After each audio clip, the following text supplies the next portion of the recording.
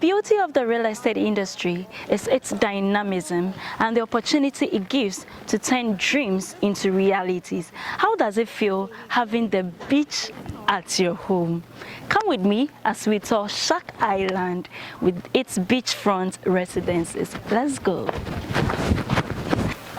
So hi, Mr. Walker. Thank you for having us once again. Oh, you're most welcome. Okay, so this is beautiful. Tell us about Shark Island. We see construction ongoing. Yeah. What are these units that we're seeing being constructed? Okay, yeah. So the units you're seeing here are all of our beachfront units as outlined on the map here. Oh, okay. So as they are here, they'll be seeing the beach, right? Yes, they have the view of the river, so they'll be straight chilling, relaxing. Oh. Yeah, yeah. You know, I designed this community as a way for the diaspora to be able to transition to the continent sustainably. A lot of us come here, we bring $10,000, $15,000, $20,000, $100,000. And, you know, we're not prepared to pay 12 and 24 months rent up front. And if I could do it all in reverse, what I would have done is I would have secured some type of property that I could use to generate rental income. Okay. The reason for that is that because you're able to charge the CD equivalent of dollars, right? So we strategically picked this location because it's adjacent to Aqua Safari. And for a 2-bedroom beachfront unit, Aqua Safari charges 14,000 CDs a night, right? Before it was the equivalent of $1,500, but now they've reduced it because the economy is tight. So all of us are looking at ways to do it. So my clients from the diaspora who buy these homes, which 85% are Ghanaians living outside from Maryland, Virginia, different parts of the US, we build the homes for them and then we rent it out, Airbnb, Travelocity, all of those. So now prior to your arrival, you have something that is generating income while you're spending money. So that was the whole concept behind, you know, this model, because when I first came here, I ran out of money myself. I can imagine. And I almost had to go home. But I didn't want to leave and go back to the US because, you know, when you go back and tuck your tail between your legs, then you're cementing the idea that you can't make it in Ghana. So I really just had to batten down and figure it out. And that's what I did. Oh, okay. Yeah. So why did you choose an island as compared to other ventures in the real estate, like apartment buildings in Accra? Everybody's building in Accra, Kumasi, Takoradi. Why did you choose Shark Island? So when I first came here, I kept hearing about this place called Ada, how beautiful it was, Aqua Safari. They kept mentioning this place. And prior to moving to Ghana, I was always looking at purchasing an island. I was going to Belize, Dominican Republic, Aruba, these places looking for an island. So once somebody brought me to Ada and I saw that they had islands here, I originally was buying it for myself. I started with 3 acres. I was going to build a nice, big, grandiose home and just, you know. For the family. Yeah, and then I realized, you know, there's a gap in the market. A lot of people from the diaspora, they're wanting to buy homes in Ghana. They come here, they're victims of land scam. Yes. They're victims of, you know, sending money to family and the homes are not being built. So I said, you know what, Marvin, this is a great way for you to use your land. It's already been registered. You have the title to it. Why not sell a portion of it to the diaspora, build a home and rent it? Okay. And that gives me several income streams that, you know, our company benefits from for doing the property management for them. Okay. So that was the reason behind it. I always wanted an island, but then once I got one, I said, let me share it with everybody. And then because Ada was so beautiful and I kept hearing about it, it only made sense. And then you have the amazing Aqua Safari, Treasure Island in this area, and a lot of great people that, you know, are well-to-do live in this area. So it made a lot of sense. Okay.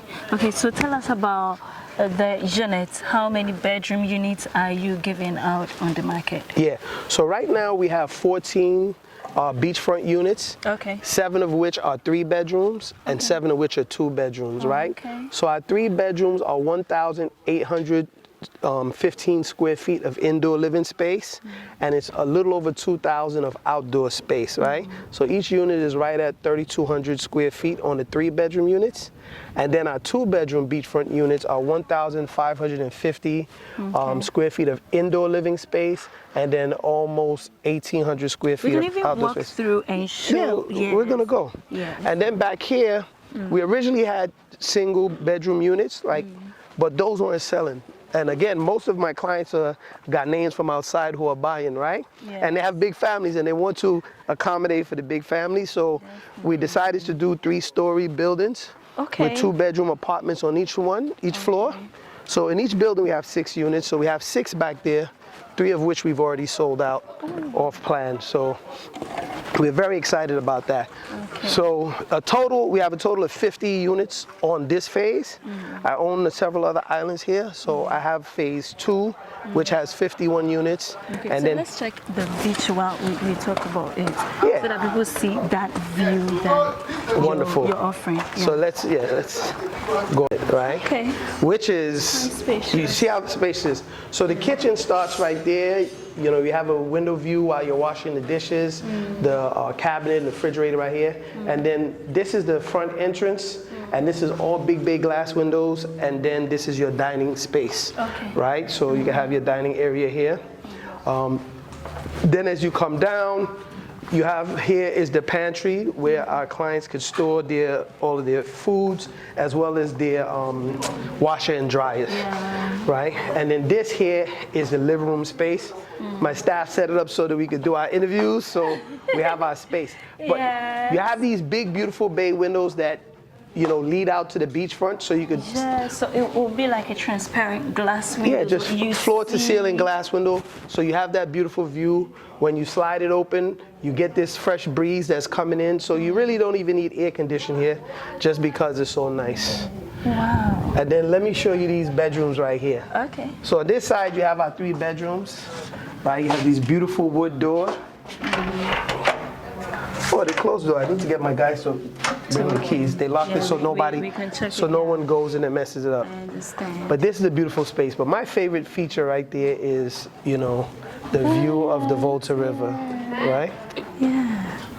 So let me show you the 2-bedroom unit. We'll walk along the beach. Okay. So we actually dredged that whole beachfront so that when, you know, individuals come, they can have a nice evening stroll on the beach with their loved one and just really feel the full essence of, you know, living in a resort community. Yeah. So what are some of the amenities available here? Yeah, so right now we have the fitness center in the reception center. Oh, okay. We have a fitness center. We have a beauty salon, barber and shop, right? Back here we have a medical center, the daycare medical center. So if anybody is feeling ill, we could give them healthcare service. Okay. And then next to that we have the supermarket. So you have access to all of your groceries here. So we're renting out that commercial space to any market, right? So, you know, Melcom or any of those guys could rent that space and provide groceries. Okay. Then next to that, we have our Wi-Fi cafe, right? Would love to have somebody like Star Bites or them come, but if not, we'll do the Shark Bites cafe. But that's the Wi-Fi center where the digital nomads, the people who work from their laptop, Yeah. they could come here and do their work on the laptop, right? And then meet other digital nomads who are working. Okay. And then next to that, we have our pro shop, where you could buy your bathing suits, your African pattern print bathing suits. Oh. You could buy a GoPro camera, water shoes for when you take out our jet cars or our sea breaches. So this is a big entertainment hub. And one of the things I like is, you know, I worked in the music industry Okay. in the US for a while. And I really love the way the guys at Afrocella were connecting people in a meaningful way through entertainment, culture, you know, and food. So we put a permanent stage that's affixed here, where every month we'll be bringing in celebrities from the US, also some of the best Nigerian and Ghanaian artists. Yes, Ghanaian. I like the Ghanaian artists to come because we have oh artists no, we there. have to mix us all together. We are all one we're people. all one people, yeah. So that, you know, when you come, you experience the same experience, right? The difference is we're going to do it on a consistent monthly basis. And the reason being is, you know, a lot of the people come during December, but there's also a lot of people who want to come, but because the plane tickets are too high, or a lot of people are not off in December, right? That's not their leave. So we want to do a smaller scale down version of that, where we could accommodate anywhere from 4,000 to 10,000 people. And then now help them connect to Ghana. And while they're here, we take them to, on our travel group all the way to Cape Coast if they want to visit the slave castles. So it's a one and done solution. When you come here, you get to experience everything. So those are a list of our amenities that they get to enjoy. It's a huge deal. Tell us about some of the challenges that you faced entering into this industry. That's very good. I never planned on being a developer. Again, I just saw the opportunity. But when I came into the market, it's very strange that after you've paid for all your permits and everything, unless you pay somebody, they will not move the paperwork for you. That's one of the biggest challenges. Also, it's very hard when acquiring land. Even though I acquired the land, I titled the land, every so often I have people showing up saying, oh, this land is for me, it's not for the people who sold it to you. So they really need to improve, that system. And then other than that, the good things is that we're able to employ, at any given time, sometimes we have over 200 employees here, laborers that we've contracted out. But some of our in-house employees are some of the locals from here. So it feels good to be able to come and create gainful employment for them. But other than that, I haven't had too much challenges here in Ada. It's not like Accra, we have all the wahala. But there's some wahala, but it's not as bad. No. And I really, really love Ada. Like, I'm a champion for Ada, right? Like, I'm running the I Love Ada campaign, right? So let's look at this 2-bedroom here. We went and we checked out the 1-bedroom. Now, this 2-bedroom is very special to me because my broker was the first person to buy this. When I first bought this land, it was nothing but forest here. So we had to do the clearing. And my broker, she got the vision straight away and she was like, Marvin, I love this idea. So she bought the first home that got us started and it felt good. So we're about to turn this over to her, but let's walk in and see it. So this right here is the porch. The entrance is literally right there. They'll come up and then during the evening you could relax on the porch. And then the big door here, wooden door with glass on the side, you come in and you enter into the living space, right? So they could sit here and watch their TV, enjoy themselves. And I really love how this is coming together because in another 2 to 3 weeks, we're gonna hand this over to her. So I'm very excited, right? So this is a little informal dining area. There'll be an island right here so that, you could eat and have your snacks. And then in this one, we have the L-shaped kitchen, again with the big bay windows. And then they have an outdoor, back porch here, right? Porch here for even night view. Evening, yes, you can sit, enjoy the water, and then of course, step down to there as well. And then their pantry, and then this is a 2-bedroom, 2-bath. So they're en suite, and then you have the guest washroom here so that they go into, the washroom. Whenever they need the washroom. That is nice. So you speak a lot about diasporans, Ghanaians living outside. How has Ghanaians, local Ghanaians, accepted this vision of yours? Have any of them come on board? I have one doctor, Dr. Cephas Akova. He has a unit here, right? But he's traveled outside. The local Ghanaians, they're not excited about living on the islands, and I don't understand why. But the ones who have been outside, have exposure, they're okay with it. So we have 2 doctors here, Dr. Abdullah Abbas, Dr. Cephas. And again, I know these medical professionals because that's my primary business, healthcare. And then I have some local Nigerians, TV stars, actors, right? No, they have units. They're not interested. They've purchased their units in the story buildings. That's nice. Right? But most of our clients are Ghanaians outside. And then we have a few African American clients from the diaspora that have purchased. And every month I have a large group of them coming in to visit. But with African Americans outside, they have to come to see it. They hear all the negative stuff about, so even some of them families have disappointed them. Exactly, they want to see whatever. So when they come, we show them around, we make them comfortable. But my mission is to really show that you could be an African American from the diaspora, move to Ghana, and be successful and make it. So I'm working with my Ghanaian brothers and sisters to help show them that not everybody fails when you come to Africa, right? The systems are not perfect, but it's getting there. And you see the progress every year. I've been here 5 years, like I said. So it's coming along. I'm happy for that. 5 years. So Shark Island is 5 years or? No. I've been in the country 5 years. Shark, I've been working on this about 10, 11 months. To secure the land, I spent a whole year just meeting with the family, coming, talking, entering the land, making sure to see what skeletons would pop up. And they didn't pop up until a year after I've completed the first few units. But I'm dealing with that right now. But one thing I will say is that the chiefs have been really good about working with us. I'm working with the Kudragbe clan.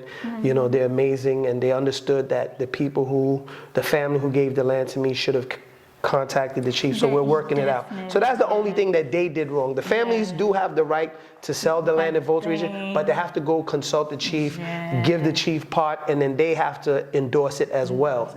So that's the only thing that, you know, has to be done with mine. But other than that, it's been a great experience. And again, I love Ada. This is an amazing place. Oh, with this short period of time, what you've done is so amazing. Yeah, I keep hearing that, and I'm grateful. It is. I'm grateful, but I want to do more.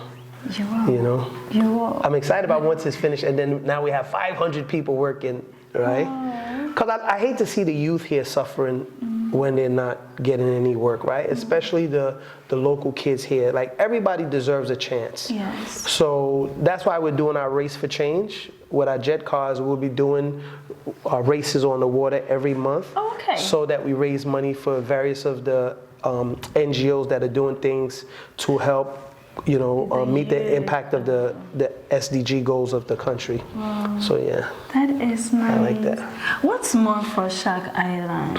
What's more for Shark Island? So for Shark Island, there's not going to be more, but for the company Run Free Properties, we're going to be developing several other properties here. So we're going to have a commercial space where you could go and buy all your groceries. So like a basic shopping center mall where the families that are living in any of our communities could go and buy all of their items. We're putting a marina out here on all of our islands so that when you live here, you buy a jet car. Instead of driving on the road, you're driving on the water. You could drive to these various different shopping areas, park your car at the marina, come out, go do your shopping. Oh. I'm excited about that, right? I'm excited about it. So the goal is just to develop more of the lands here in Ada and give people a different experience on how to live on a waterfront.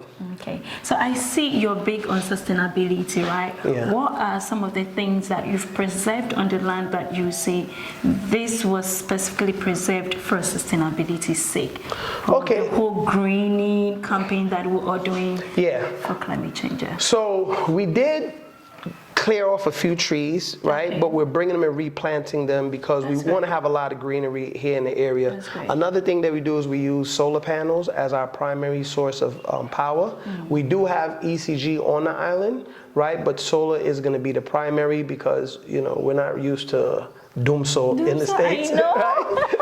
So for those of you who don't know what doomsday is in the States listening, that's lights out. We'll tell you later. Yeah. No, don't tell them, come on. Let them come and experience it. Let them come and experience Okay, it. you're right. But we put the gen set as a backup, right? Okay. And then ECG because we don't want anybody to ever be without power. Okay. So we definitely use that. And another thing that we did is that we're sourcing our water directly from the Volta River. Okay. We run it through a 3-process filtration system, and then as the community uses it, the water then goes into drainage system, which is then filtered and used to irrigate the land. So, you know, we'll be able to water all of the plants, and we're just recycling the usage of the water. Wow. So we're doing those things. You know, our EPA guys, they came out and we presented our report on how we intend to help, you know, preserve the environment. That is great.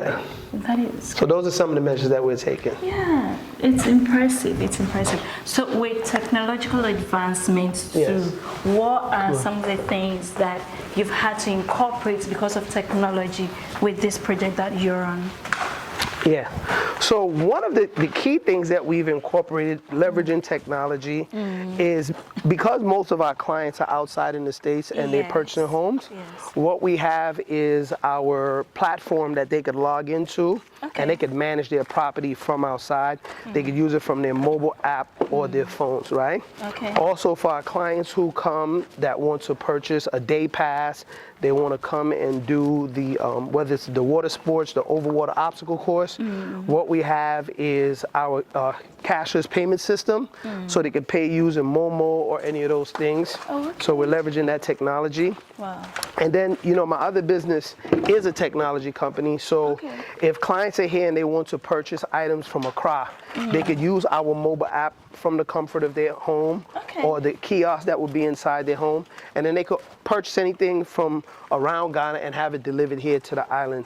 So those Wow. are some of the technologies we're incorporating, right? So that people could make their lives a whole lot easier, right? Easier. That's the purpose of technology, right? So it makes it look like you're not in Accra, but everything that's available for people in Accra is You have access to. available to. Yeah. That is great.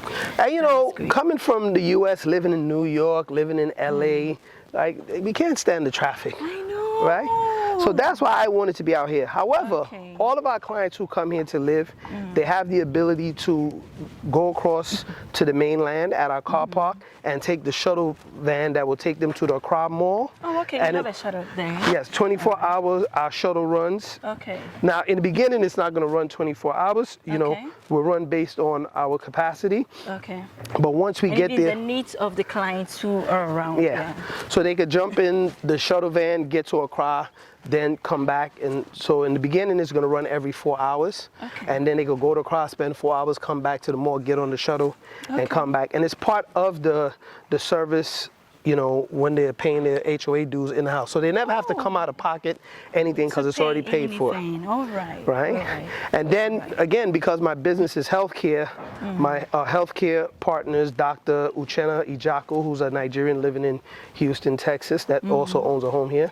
Okay. Part of our features, we have remote patient monitoring services where, you know, we're constantly monitoring our patients, their heart rate, their blood pressure, and all of those things. So we know when our residents have a health concern before they do, and we could address it. So that's another way we're incorporating technology to monitor everybody's health.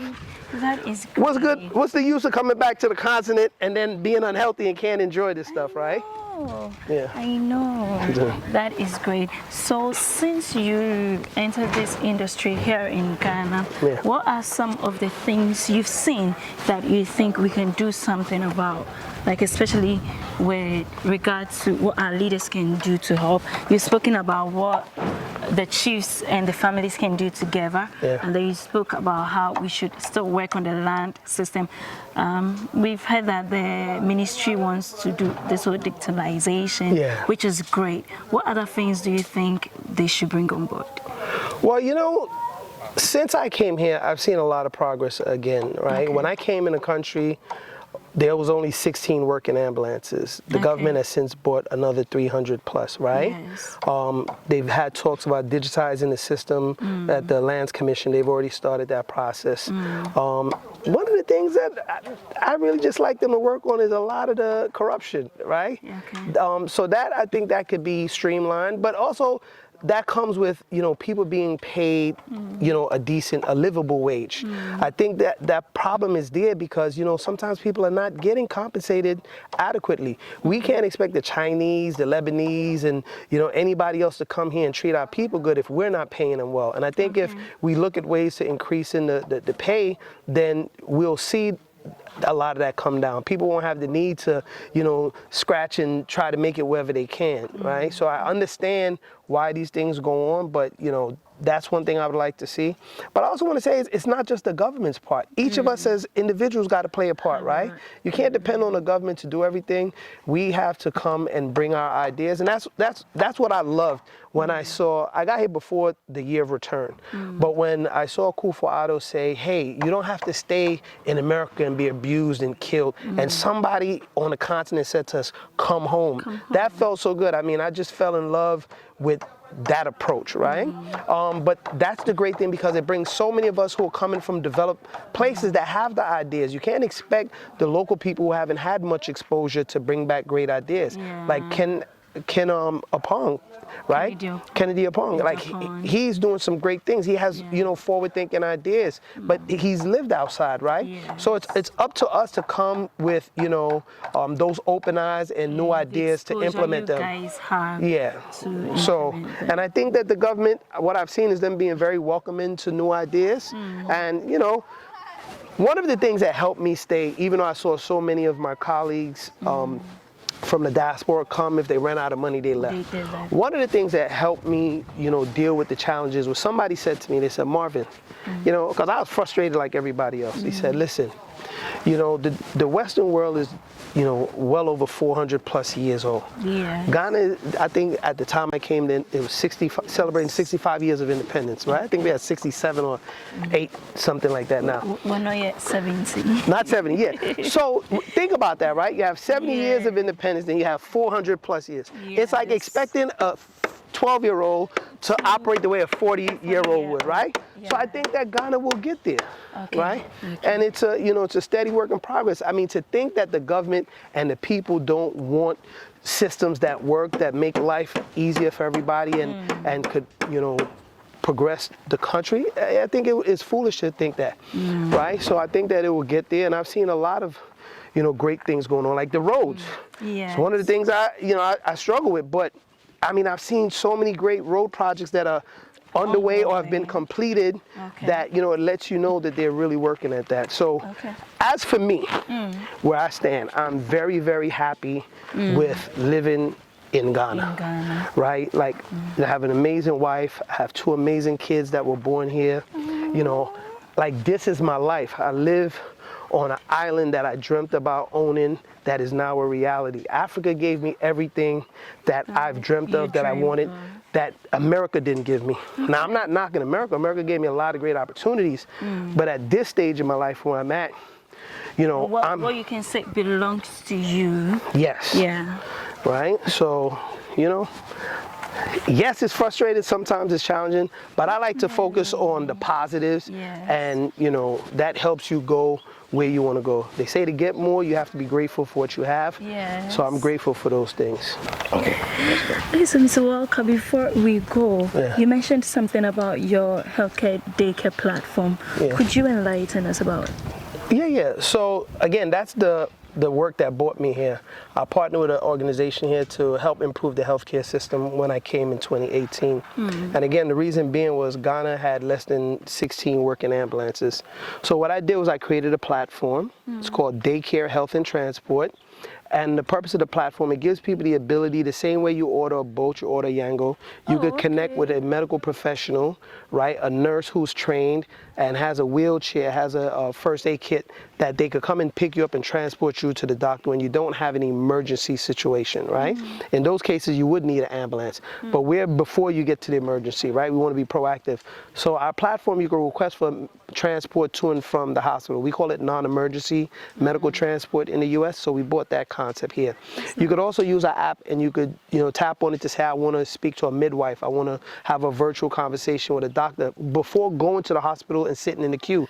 You pay the same consultation fee, but you could virtually speak to one of our doctors. And thanks to COVID, so that gave us, and then of course, if you need to go to the hospital, they will say, oh, based on what you're telling me, we're seeing on this, you know, the virtual call, you should come in. And then one of our daycare providers could transport you to the hospital. That is so nice. So right now, some of our nurses are in, you know, Villaggio taking care of clients. We've serviced a lot of clients. Now, it wasn't as good and lucrative as we wanted it to be, right? Because I'm investing dollars and making CDs.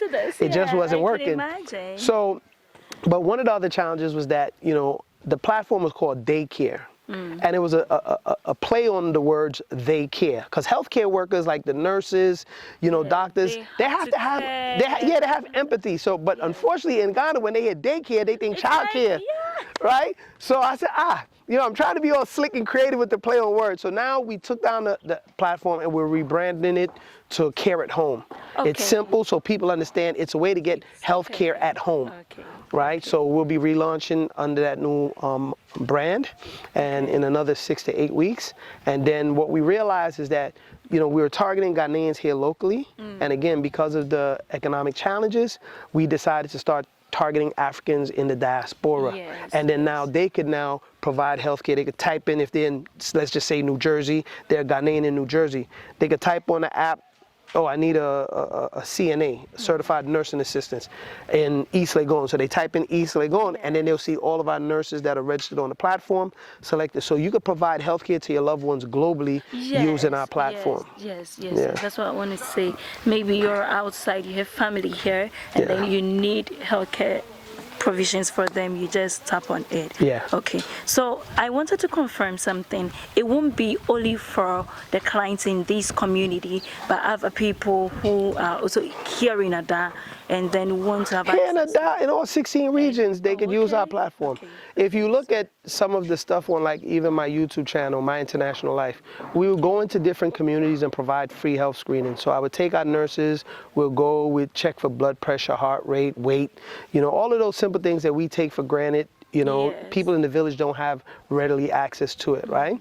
So we've saved, my team and I mean, at least 8 to 10 people by going into the communities and seeing people who had either really high blood pressure or really low, to the point where they was either going to have a stroke or worse, die. And we got them to the hospital in time just by popping up and doing our pop-up health screening. So that's another thing that we're doing that I'm very excited about. So we're rushing to get the platform rebranded so that it makes sense to everybody when they use the app. Okay. And then relaunching it to the diaspora so that Ghanaians, Nigerians, Kenyans, anywhere could use our service. Wow. Yeah. We're waiting for the relaunch day. Yeah. Yeah, we have to let You got to come and cover it. Yeah. Oh, that is nice. So your last words, this has been a wonderful conversation, but what are your last words to your potential clients, to your friends who are in the diaspora, who would like to come but don't know what to do?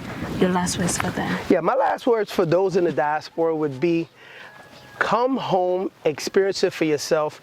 There are great companies and organizations like ours that is working to reduce the wahala so that you could live here sustainably, right? We need your knowledge, your skill sets, right? Africa needs you, but you need Africa. I can't speak about the less anxiety that I feel being home, right? But there's a place for you here. There's companies like us working for you. And then definitely, if you buy a home at Shark Island Resort and Residence, you will see that we will deliver on our promise, and it will be one of the best experiences for you. So come home to Ghana. Akwaaba, we want to welcome you. Thank you very much. Thank you guys so much for coming and highlighting and spotlighting what we're doing here. We greatly appreciate it. Yes, we appreciate you too for everything you're doing. Okay. Thank you.